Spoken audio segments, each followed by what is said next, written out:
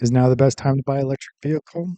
I would say yeah, before the rebates are gone and the tariffs kick in. We're going to dig into what all this hype is about electric vehicles right now. Most importantly, is the electric vehicle right for you, where you live and how you drive? We're going to cover the impacts in your time, bank account, health, and overall experience of driving an EV.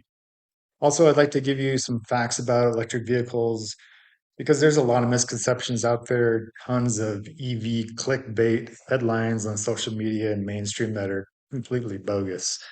Uh, Despite what the mainstream media says, the fact is gas vehicles sales are declining and electric vehicles have been increasing for a while now across the world. So welcome to the channel. I'm Trevor and I'll be your host today. So first off, here is the graph of the actual vehicle sales showing that the gas sales have been declining for a while now, and then electric vehicles are increasing. And I was a little surprised to see that the hybrids are beating out the plug-in hybrids. To me, the plug-in hybrid's the way to go if you're not ready to go to an electric vehicle. But regardless, the electric vehicle is also, taken off. It looks like it's going to be exceeding the hybrid vehicles here soon. So if you're in the market for an EV, you have to ask yourself, what are you looking for in a vehicle? Reliability, cost, convenience, comfortable, performance. A lot of different features you got to look at. So we'll address those along with some common concerns about EVs like cost, time to charge, cold weather performance, range anxiety. But really, you're just going to have to weigh what you think is most important. One of the biggest concerns is the upfront cost and the ongoing cost. So the biggest upfront cost, obviously, is the vehicle.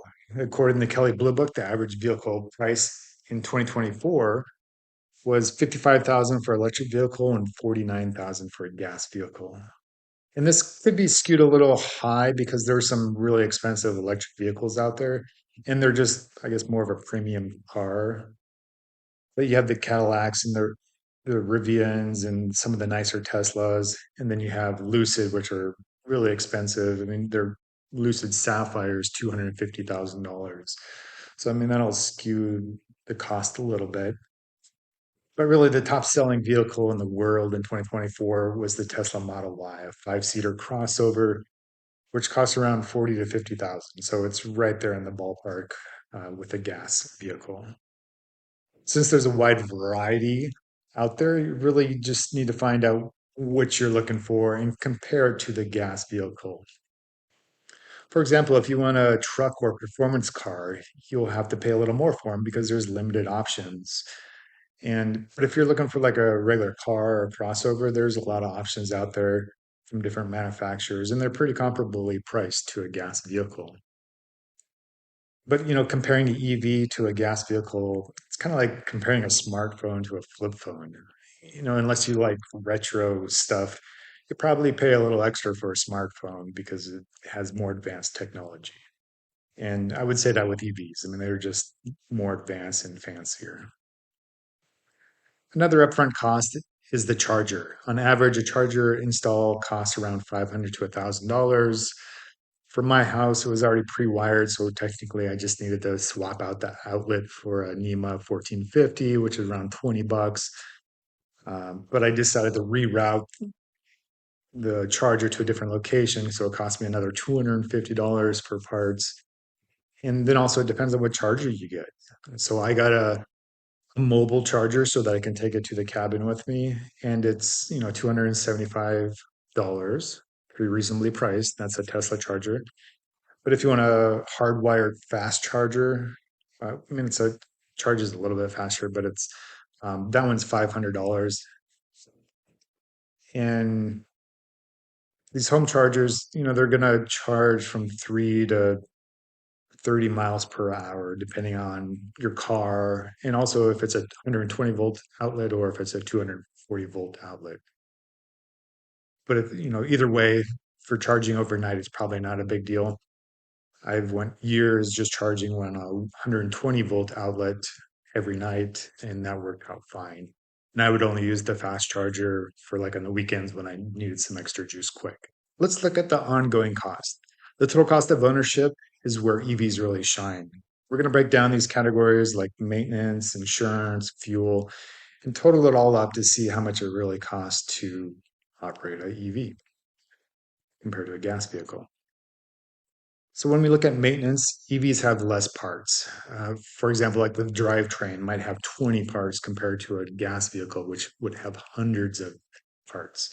So there's less parts, there's less things that could go wrong. But we also have to look at tires. EVs are heavier, they're faster. So you're going to wear out tires a little bit faster. And if you have a heavy foot, which you're going to have if you have an EV because they're just fun to drive.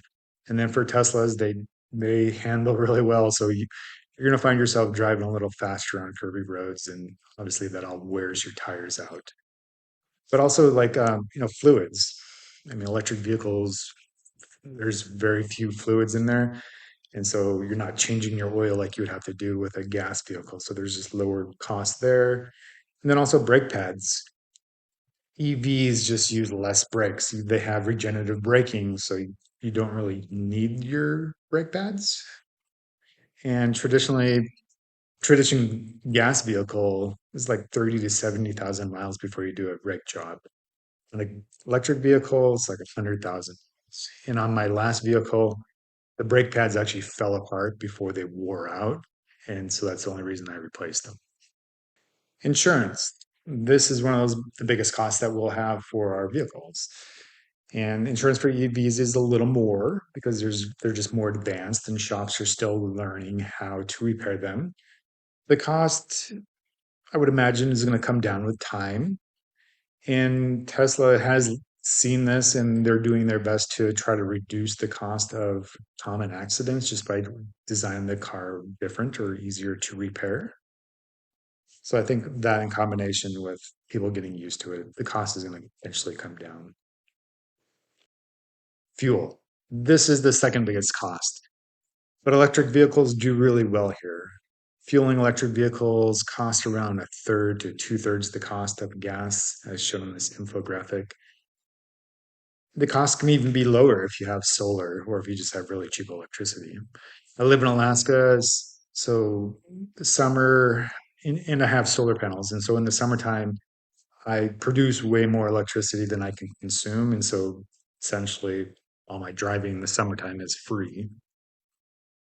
But if you do choose to use a supercharger or a charging station outside of your home, the charging can be about, you know, practically double the cost of whatever the electric rate is. And so you'll pay a little more. But this is only when you're going on road trips or you just forget to charge your car for some reason. So it's pretty minimal. Okay, let's look at a total cost of ownership for a specific scenario, such as a small luxury car. Specifically, a 2019 BMW Series 3 base model, which starts off at $41,000. And then we'll compare this to a 2019 Model 3. Base model is around $36,000.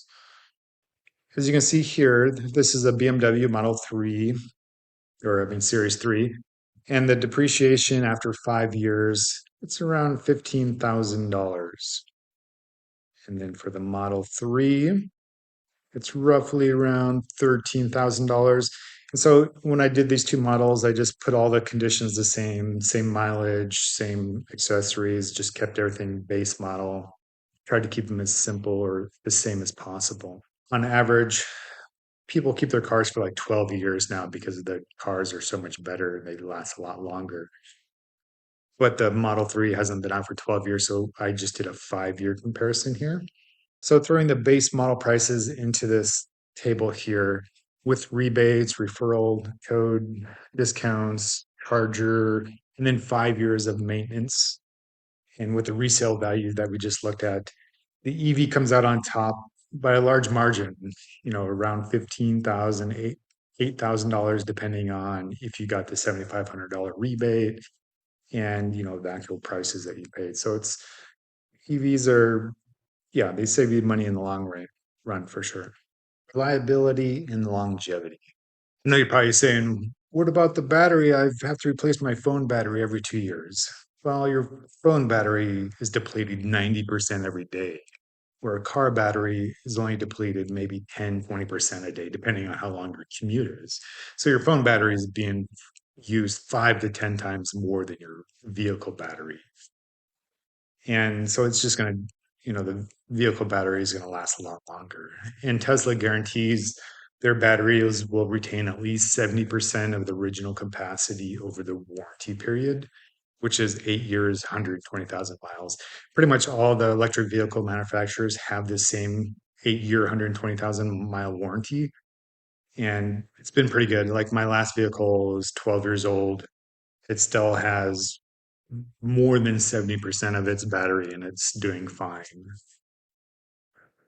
And then I guess for the other warranty parts of the vehicle, at least for Tesla, it's 4 years, 50,000 miles, which is better than your typical gas vehicle, which is 3 years, 36,000 miles. So they definitely stand behind their product. They actually had a study over in Scandinavia that was published by Nature Energy, and they found that the average electric vehicle lasted 124,000 miles, while the average gas vehicle was lasting about 116,000 miles. And they pointed out the specific manufacturers in Tesla happened to do really well and got 200,000 miles for the study. Pretty impressive. Convenience of fueling. This is a really interesting one. A lot of people get stuck on the idea that EVs take forever to charge. Well, they are slower to charge when you're sitting there watching it, but majority of the time when you're charging your vehicle, you're doing something else. You plug it in at home and then you go cook dinner or do something else. So you don't have to sit there and watch it like you do with a gas vehicle. And so to me, it's just significantly more convenient because you're doing it at home. You don't have to go out of your way to get to a gas station and you can charge every night if you'd like.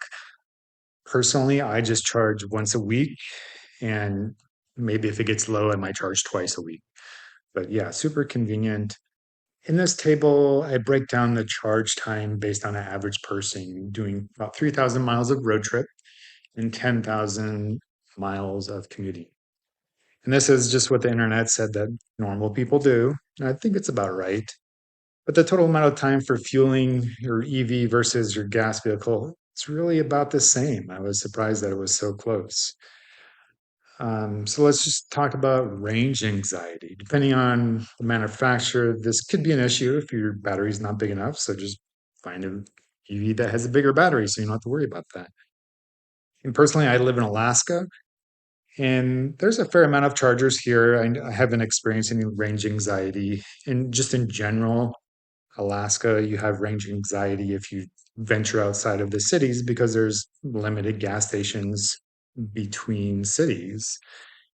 And so I'm just kind of used to knowing where the gas stations are, where the charging stations are, and you just got to plan accordingly, no different than any other vehicle. Okay, so the times that I use for charging my vehicle was just actual times. It only takes me 15 seconds to get out of my vehicle and plug in the car and to unplug the car and get back in my vehicle. Well, I'm sitting at a supercharger. I'm watching people gas up their cars, and so I timed them, and it takes about 5 minutes on average for a vehicle to gas up. But I would say there was an extra couple minutes just driving into the gas station, and then who knows how far the gas station is from their normal route, so that adds a few minutes to that as well.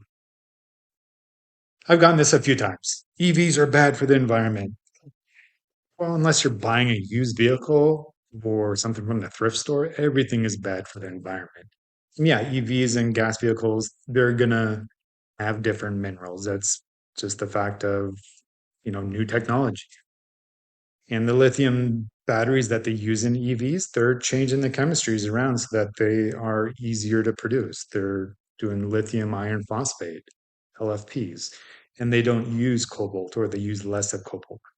And cobalt was the one that everyone got hung up on because there was child labor in Africa. Well, Tesla recognized that and they make sure that all their source is ethically sourced, and they do really well at tracking that down. But these lithium batteries, they can be recycled indefinitely. They can be repurposed into energy storage. And with time, the impact to the environment will be less and less because they're just going to be recycled. And then gas cars. I mean, obviously, you're going to use gas and oil, and these you have to be extracted and transported and refined. And this whole process is creating pollution. And obviously, when you burn your gas, it just can't recycle it. It just pollutes the air, and you can't really get it back. So you know, it's damaging the environment. The amount of pollutants produced daily by an electric vehicle are no doubt much lower than a gas vehicle. Gas vehicles, you have fumes when you're gassing up, and then obviously when you're driving, you're polluting the air. And for electric vehicles, you simply just don't have that. You just plug it in, and there's no fumes ever. Wait. I know there are some fumes from the power plant, and we're going to get into that. Even if you have the dirtiest power plant, it's cleaner than a gas vehicle. And here's a table that kind of estimates the amount of carbon dioxide by the hydrocarbon source. So a natural gas powered EV is 15% of the pollution of a gas vehicle. And even if you use the coal power plant, which is the dirtiest that they can get, those are still 30% of the hydrocarbon or the carbon dioxide that a gas vehicle puts out. So it's significantly better by using the power grid to power your vehicle. And then obviously, if you use solar, there's zero emissions. And if you dig into it, yeah, there's emissions when you build the solar panels, but they're essentially zero for the life of that solar panel. There are some pollutants that we really don't think about, such as brake dust. And this brake dust is pretty hazardous stuff. It's a PM10 air pollutant, but it's also pretty toxic and causes cancer. Anyway, electric vehicles produce about 50% less brake dust because they're using regenerative braking, which slows the car down by converting a kinetic energy back into electricity. So you don't use your brakes very often. As I mentioned earlier, like my brakes never wore out on my last vehicle for 120,000 miles because it's always doing regenerative braking. So tires is another pollutant that you don't think of too is, tires are going to wear out, they're going to produce dust and, rubber is going to go into the environment. And EVs do use, 20%, 25% more tire just because they're heavier, they got more torque. We talked about this earlier. But the bottom line is electric vehicles produce 20 to 30% less pollution over their lifetime. And we haven't seen anything this revolutionary for vehicles for a long time, reducing pollution. Like the oil crisis in the 70s, that was the last time manufacturers actually really did anything to reduce pollution. And that was just make more small, efficient vehicles because of the gas prices were so high. Okay, enough about all that technical stuff. Let's get to the real reason we buy electric vehicles. They're just fun to drive. They are amazingly quick. Typical gas vehicles 0 to 60 in 8 seconds, while typical EV is 0 to 60 in around 6 seconds. For example, American-made sedan like the Tesla S Plaid, their flagship super fast sedan, goes 0 to 60 in 2 seconds. While the gas competitor, like a Cadillac CTS 5 V, does it about 3.5 seconds. So definitely slower, but both of them are still pretty impressive. So in general, EVs are safer. They have a lower risk of fire, and Tesla specifically are about 6 times less likely to catch fire than a gas vehicle or just the average vehicle. Lower center of gravity just have more safety tech in them, and so they're if you use that safety tech, they're 5 times safer than other vehicles. Um, the graph here shows Tesla Autopilot. If it's enabled, they're 5 times safer than a regular vehicle. And then gas vehicles, well, they have a riding around with a fuel tank of flammable fluids. So yeah, they're going to have a higher risk of fire. So I was curious about the American content of vehicles. And so I looked up the best selling American made cars in the US, and it happened to be a Model Y and a Ford F Series. And so I looked at the two, and the Model Y has been the most American car 3 years in a row. It's about 87% American content. And then all the Teslas sold in the US are also made in the US. So they're very American made company. Ford F Series, I was surprised, but yeah, their American content is 60 to 85%, and not all of them are made in the US. So, Teslas are about as American made as you can get. So let's kind of wrap this all up. So we've said a lot of good things about EVs, and they're great cars, and there's a reason that the popularity is taken off across the world. There's a lot of good things about them. And so I thought this was really interesting here. Some of the leading countries that are adopting EVs, and they're Scandinavian countries. Norway is topping the list at 93% of the new cars in Norway in 2023 were electric. That's huge. And Iceland, Sweden, Finland, all these countries have really high percentages. And then the United States is at 6.8% in 2024. So we got a lot of improvement to do. But I think we're getting there. Um, and for me, I live in Alaska, so I'm kind of like up in the Scandinavian kind of latitude. And I think they're great cars. They do really well, does awesome for commuting. I think the only place where I would really have a concern with my vehicle is if I was going to go out somewhere where I couldn't plug in my vehicle and I was going to be out there for multiple days. Like if I went to a cabin that didn't have electricity, even with gas cars, depending on how cold it is, you have to bring a generator just to plug in your car to start your car. And so electric vehicle wouldn't be so good, wouldn't be good for that when it's really cold. That would be my only concern in my region. But obviously, you have to look at it in your region. But overall, I'm very happy with both electric vehicles that I've had. I've had a 2012 Chevy Volt for 12 years. It's still doing good. Battery is great. And my 2025 Model Y, obviously, this brand new vehicle is doing super awesome. I'm very happy with it. So yeah, I think electric vehicles are the way to go. Hopefully, I kind of showed you, yeah, some of the good things and some of the bad things, and so that you can decide on what's going to work for you. And hopefully, I debunked some of the issues that people get stuck on, and hopefully, these help you decide. But the most important thing, really, is if you are in the market or even thinking about getting in the market for electric vehicle, you should probably do it pretty quick because the $7,500 rebate is going away here soon. And then also, you always have, there's still some Model Ys, 2025 Model Ys that are super discounted. So take a look at those. And if you do buy a Tesla, please use my referral link. Would appreciate that. And it gives you $1,000 off your vehicle. And yeah, thanks for sticking around. Hope this video was good for you. And please like and subscribe. And I'll see you next time.